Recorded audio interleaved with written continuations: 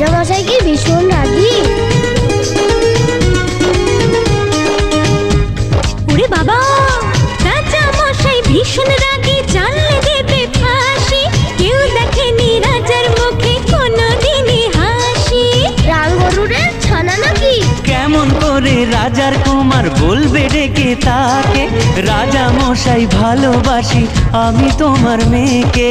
তাহলে তো ভীষণ বিপদ। এখন কি করে বলে সে আসল কথা, ভেবে ভেবে রাজকুমারীর মনে ব্যথা। এক যে ছিল রাজার কুমার।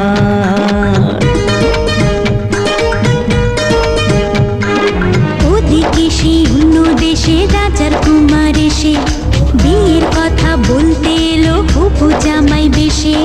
মনের দুঃখে শ্রাবণ এলো রাজকুমারীর চোখে।